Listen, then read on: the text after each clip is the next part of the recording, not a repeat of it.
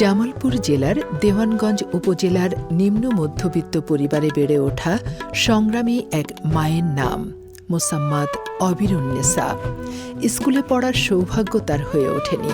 অল্প বয়সেই তার বিয়ে হয় মোহাম্মদ আলমাস হোসেনের সাথে, যিনি কৃষিকাজের পাশাপাশি ছোট ব্যবসা করতেন।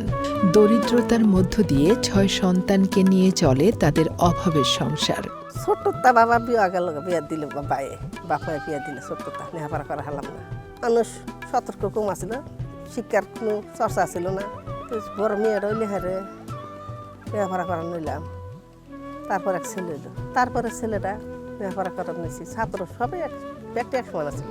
বড় মেয়ে লুৎফা বেগম অল্প বয়সে বিয়ে হওয়ার কারণে বেশি দূর লেখাপড়া করতে পারেননি। প্রতিদিনই ওই রিঙ্গনের শাক করছি। আমার পোলাহানের সাইকেল রিং কোন দিনে কালা নেই, চকচক করছে রে, আইনের মতো চকচক করছে। বড় ছেলে মেহের জামান অল্প বয়সে সংসারে হাল ধরার কারণে বেশি দূর পর্যন্ত লেখাপড়া করতে পারেননি।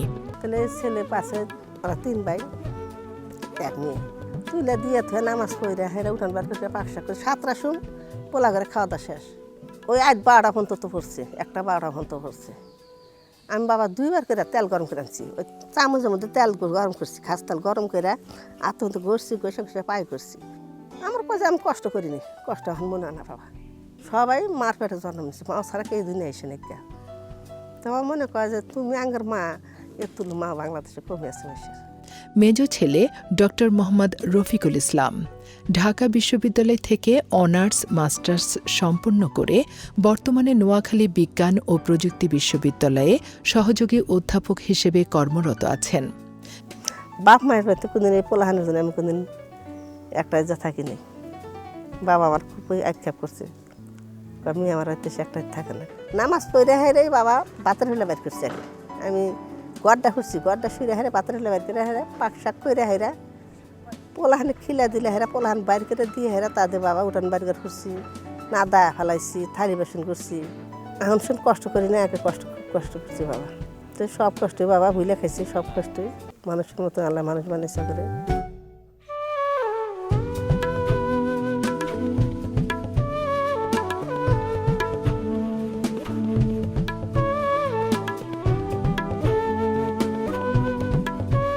মেজ ছেলের বউ রাজশাহী বিশ্ববিদ্যালয় থেকে পড়াশোনা শেষ করে জাপান থেকে সদ্য পিএইচডি ডিগ্রি সম্পন্ন করেন।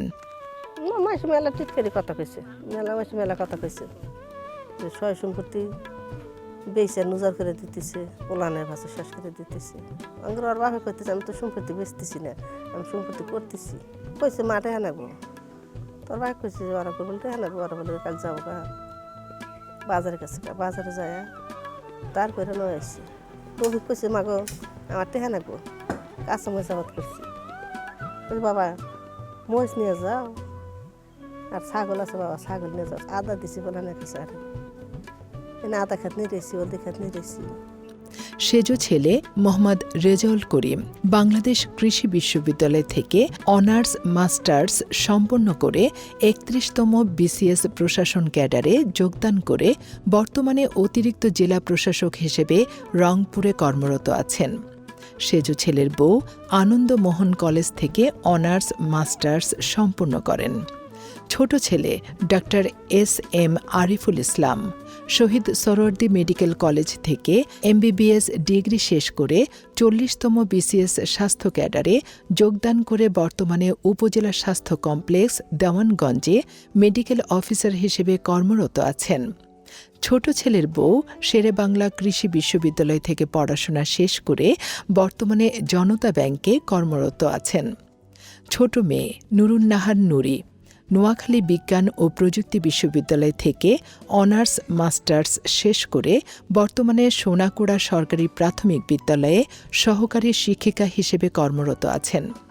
ছোট মেয়ের জামাই মাওলানা ভাসানী বিজ্ঞান ও প্রযুক্তি বিশ্ববিদ্যালয় থেকে পড়াশোনা শেষ করে বর্তমানে নোয়াখালী বিজ্ঞান ও প্রযুক্তি বিশ্ববিদ্যালয়ে সহকারী অধ্যাপক হিসেবে কর্মরত আছেন।